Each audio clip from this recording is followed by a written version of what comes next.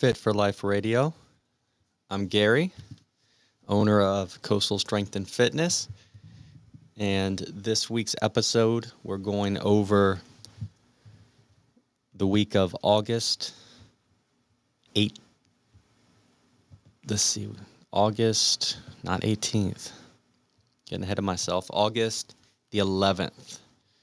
So we'll be sharing a tip and going over the week's programming. The tip this week is also in one of my emails, and it's about the importance of planning ahead.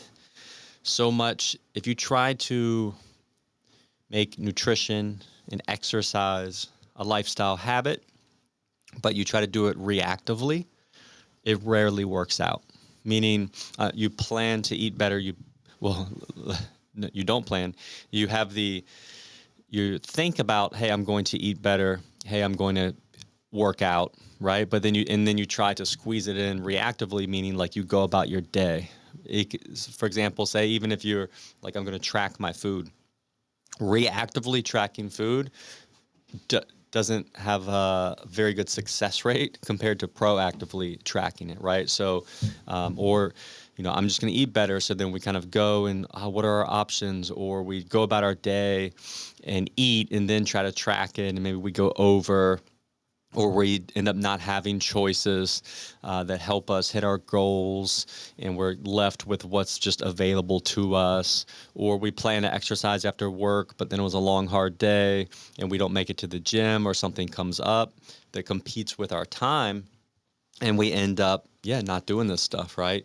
Versus planning ahead. So then imagine going into your week, you have like a calendar function, you've already scheduled in your workouts, you're treating them like appointments. You have maybe prepped some food, or you think about your day ahead and you log and journal what you're going to eat ahead of time. It has a lot higher success rate. So think about being more proactive and planning ahead versus being reactive with your exercise and eating habits. So that is a super powerful tip. And again, it takes a little getting used to, like anything. At first, it will feel harder, but once it becomes habit, it's just normal. All right. So this week is with the programming at Coastal Strength and Fitness, we're heading into the 6th week of this program. So the last week of the program. And this is kind of the week where, you'll be pushing yourself to to kind of the highest intensity with some of the recurring lifts. You should, some of the setup, kind of know what to expect. So, hey, like on a cardio day, this is how it's been. Your fitness should be increasing. You're able to push harder, things like that. So you want to use that week 6 knowing you can kind of turn up your intensity, because then also we'll be going into a new program, which then the first week of new programs is kind of like an acclimation week. So there may be some new exercises, and it's more about just getting a feel for things and getting the coordination and all that. So really use the week 6 to push yourself. And as this phase has been, like we said, the broad setup, Monday, Wednesday, Friday are full body strength days, with little kind of finishers. Tuesday is a hybrid day where there's a little bit of strength, and there's also, it's about 50-50, right? So we have a couple strength stations and then a bigger, longer cardio circuit. And then Thursday is all cardio, so big full circuit with a cool down. And the main lifts, so the ones that repeat every week in the strength days that we're kind of testing and tracking. On Monday, we have the hip thrust, high incline bench press, which is the general consensus favorite. And then Wednesday, trap bar deadlift, flat dumbbell bench press, and Friday is the front foot elevated split squat. So that will be final week 6 with those exercises. And kind of, maybe pushing yourself, trying to PR in those rep ranges. The trap bar deadlifts 4 to 8 reps. So maybe you've been using a weight. You hit 8 reps, so you're going to go up in weight this time. You may only get 4. That's fine. And then, as always, the kind of other exercises paired with those that we track and push that get rotated through. Some exercises you'll see this week are the offset kettlebell squat, which we did a few weeks ago. I have a chest supported cable row. On Monday, we also have the L sit progression, which, has been fun for a lot of people, gaining a lot of coordination and strength with that to see, where you started and where you are now. And then let's see the circuit on Tuesday. So we have the 2 strength stations, dumbbell snatch, superset with kettlebell farmer's walk, and then a dual handle pull down, alternate it with the weighted dead bug. And then we have as many reps as possible for 15 minutes. So you kind of go through self-paced, focusing on form, but again, trying to get through as many rounds as possible.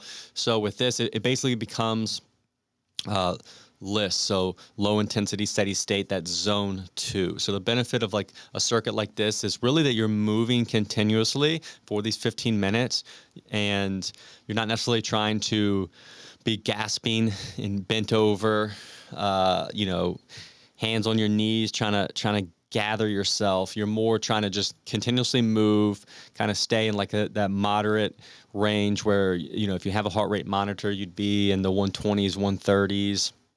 And that's kind of the goal, to get those zone 2 benefits and adaptions with that circuit on Tuesday.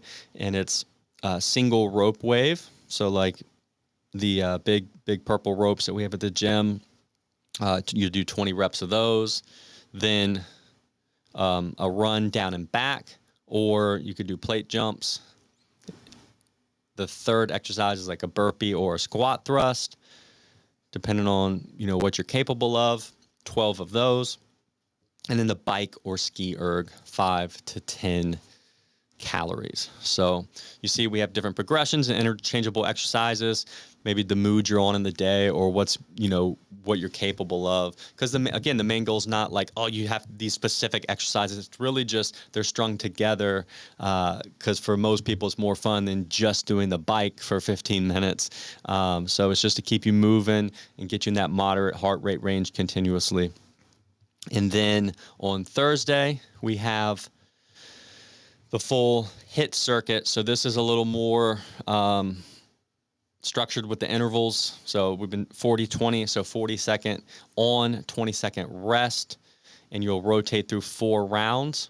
And then we'll finish with 2 rounds that are kind of flip-flop that as you get fatigued. So the last 2 rounds will be 20 seconds on, 40 seconds off, resting, kind of rotating through. And it's 5 exercises that you'll cycle through. So you'll go from like air bike for 40 seconds, rest for 20 seconds, and then go to the next exercise, and so forth through the 5. And those 5 will be the air bike, lateral step over, rower, ski erg, and sled push, and then ending with some 90-90 breathing. And on that, your heart rate is going to get, you're going to, if you can, push on those circuits at the highest intensity you can maintain for the 40 seconds. And after a few rounds, your heart rate's going to get elevated up into that top end, high intensity, like zone 5 for most people. But that's good to touch once or twice a week to get into that zone, and reap the benefits of that, which are improving your VO2 max.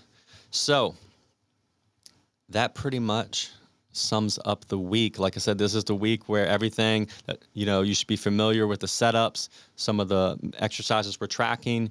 You've been doing them for weeks. You got the coordination down. So now it's time to really kind of push, maybe set some personal records, or just see how you've developed on progressions with something like the L-sit, and get after it. And then the next week, we'll be starting a new phase. So we'll dive into that with Will and what to expect. And as always, the first week of a new phase, like we said, it's that acclimation phase where you're kind of going through the motions a little more, learning any new exercises, kind of getting the coordination down, asking questions, and then ramping things up again. So we look forward to sharing that with you. The changes, as always, between the 6 week phase, this will normally change some of the setup, or like, for example, the 6 weeks before this one, like Friday was a full body strength circuit. This week we had the pure strength days with finishers. So little things like that, finding that balance of change and entertainment, but also, consistency with some things so that you can be able to track and see progress. So let us know in the Facebook group, on social, your favorite maybe exercise from this phase, some personal records you've had, or just kind of benefits you've seen. We love hearing that kind of stuff. So we will catch you next week.